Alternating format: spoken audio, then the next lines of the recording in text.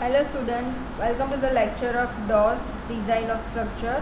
In a RCC, in a last lecture we have calculated example based on a design of single beam. So today we will do a further examples.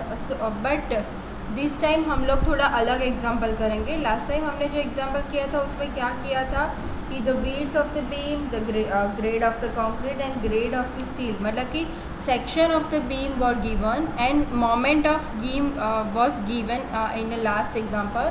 But today we will calculate one more example.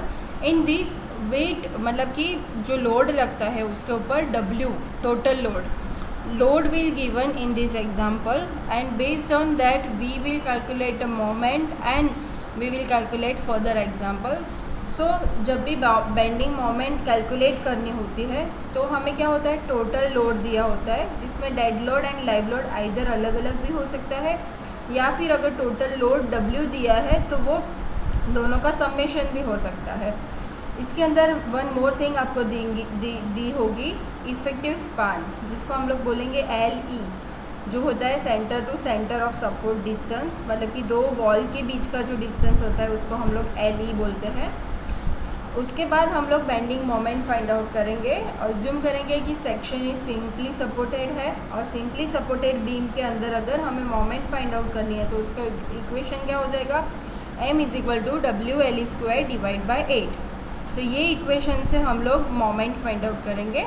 उसके बाद हम लोग वो moment को factored करेंगे, मतलब कि 1.5 से मल्टीप्लाई करेंगे. उसके बाद हम लोग XU, मतलब कि बाद का जो प्रोसीजर है वो तो सेम रहेगा जो हमने आगे के एग्जांपल में किया था, कि सबसे पहले हम लोग XU फाइंड आउट कर लेंगे और XU मैक्स फाइंड आउट कर लेंगे. उसके बाद हम लोग क्या करेंगे, MU लीम का जो इक्वेशन है वो इक्वेशन के ऊपर से हम लोग ये डेप्थ फाइंड आउट करेंगे, मतलब कि सेक्शन फाइंड आउट करेंगे. हमें B दिया होगा या फिर D दिया होगा. सो टोटल सेक्शन हम लोग फाइंड आउट करेंगे. उसके बाद हम लोग उसके अंदर रेनफोर्समेंट प्रोवाइड करेंगे. सो रेनफोर्समेंट फाइंड आउट करने के लिए सबसे पहले परसेंटेज ऑफ द स्टील का इक्वेशन यूज़ करेंगे, मतलब कि PT फाइंड आउट करेंगे. वो इक्वेशन हमारे पास है, उसके अंदर वैल्यू पुट करके PT मिलने के बाद हम लोग AST फाइंड आउट करेंगे, मतलब कि total area of that steel. उसके बाद हम लोग रेनफोर्समेंट प्रोवाइड करेंगे. ठीक है, तो चलो अब हम लोग एग्जाम्पल स्टार्ट करते हैं. सो एग्जाम्पल है, design a rectangular RCC beam simply supported over an effective span of a 4 metre loaded with a service load of 25 kN per metre including self wait.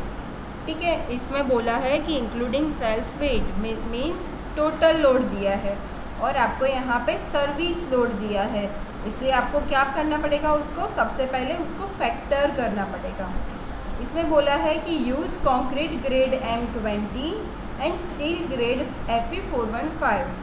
Take a partial safety factor 1.5 for a load and width of the beam is 250 mm. ठीक है, उसमें हमें partial safety factor क्या लेना है, 1.5 लेना है, मतलब कि हमें 1.5 से उसको मल्टीप्लाई करना है. And width of the beam यहाँ पे कितनी दी है, 250 mm.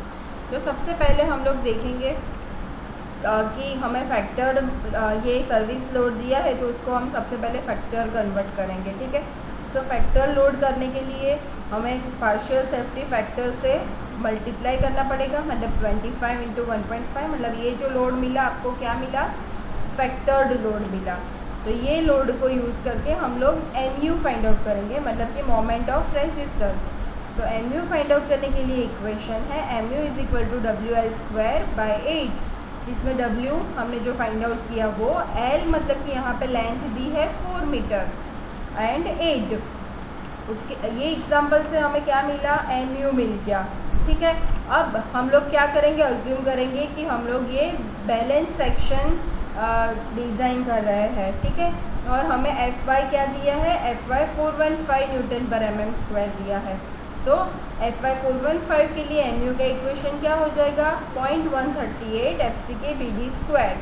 सो इसमें MU की वैल्यू पुट करेंगे जो kN इंटू मीटर में थी हमारे पास, उसको हम लोग न्यूटन इंटू mm में कन्वर्ट कर देंगे, मतलब इंटू 10⁻⁶ करेंगे. So 75 into 10⁶ is equal to 0.138। FCK की वैल्यू क्या ली 20 जो हमें दी है एग्जाम्पल में। D क्या था 250, यहाँ पे विड्थ ऑफ द बीम दिया है, क्या दिया था 250 एंड D हमें फाइंड आउट करना है। सो हम D को सब्जेक्ट बनाएंगे। D को सब्जेक्ट बनाने के बाद हमें D मिला 329.70 mm, जिसको हम सिमिलर करेंगे 330 mm से। सो हमें टोटल डायमेंशन मिल गया बीम का B एंड D। अब हम लोग फाइंड आउट करेंगे PT मतलब कि परसेंटेज ऑफ द स्टील। उसका इक्वेशन है 50 FCK upon FY 1 minus √1 minus 4.6 MU divide by FCK B into D square. इसमें अगेन मैंने जैसे आपको लास्ट लेक्चर में बताया था कि हमें पीछे से जाना है कि सबसे पहले हम लोग क्या करेंगे, ये 4.6 इंटू MU, उसके बाद डिवाइड करेंगे FCK इंटू BD स्क्वायर को।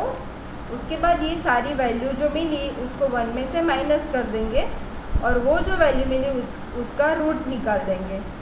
अब अगेन हमें जो आंसर मिला है तो 1 माइनस आंसर करके उसको FCK बाय FY से मल्टीप्लाई करेंगे इंटू 50 करेंगे। सो हमें डायरेक्टली वैल्यू मिल जाएगी परसेंटेज में PT की। अब PT मिलने के बाद हमारे पास इक्वेशन है ASC is equal to PT divide by 100 into BD, जिसमें B की वैल्यू थी 250 और D है 330 जो हमने अभी फाइंड आउट किया था, और PT की वैल्यू आएगी 0.952 जो आगे हमने इक्वेशन से फाइंड आउट किया। उसके ऊपर से हमें ASC मिल गया। अब ASC के बाद हमें क्या करना है, बार्स प्रोवाइड करने हैं। तो ये जो बार्स प्रोवाइड करने हैं, अगर हमें नहीं दिया है कि कितने mm डाया के बार प्रोवाइड करने हैं तो हम लोग अज्यूम कर लेंगे। तो इसमें कितने हैं 16 डाया बार्स अज्यूम किया है, ठीक है। सो 16 mm डाया 116 mm डाया बार का एरिया क्या होगा वो सबसे पहले फाइंड आउट करेंगे। उसको हम लोग बोलेंगे small AST। So small AST find out करने के लिए इक्वेशन है π/4d स्क्वायर, जिसमें d मतलब कि डायमीटर ऑफ द बार जो हमने लिया है 16। सो वो वैल्यू पुट करेंगे और हम लोग फाइंड आउट करेंगे स्मॉल AST। उसके बाद हम लोग capital AST find out, capital AST जो हम लोगों ने फाइंड आउट ऑलरेडी किया था, ठीक है, ये 785.4 mm square. So number of बार अगर हमें फाइंड आउट करना है तो हमारे पास इक्वेशन है small AST capital AST upon small AST। सो यहाँ पे capital AST upon small AST क्या आ रहा है 3.9 नंबर्स, मतलब कि उसको हम लोग 4 बोल सकते हैं। सो हम लोग क्या करेंगे 4 numbers of 16 mm dia bar provide करेंगे। सो हम लोग ऐसी फिगर ड्रॉ करेंगे जिसमें हम लोग सारे डायमेंशन बताएंगे जो हमने फाइंड आउट किए हैं, जैसे कि B दिया था 250 mm, स्मॉल D हमने फाइंड आउट किया जो है 330 mm, और यहाँ पे कवर प्रोवाइड किया है 50 mm का, और 4 numbers of 16 mm dia provide किया है। सो ये फिगर ड्रॉ करनी कंपलसरी है एग्ज़ाम में। अब हम लोग जो प्रोवाइड कर रहे हैं उसका एरिया फाइंड आउट करेंगे, मतलब कि 4 numbers of 16 mm dia bars provide कर रहे हैं तो 4 इंटू 16 mm डाया बार का जो एरिया होता है उसके साथ मल्टीप्लाई करेंगे तो हमें AST मिल जाएगा, कैपिटल AST, ठीक है।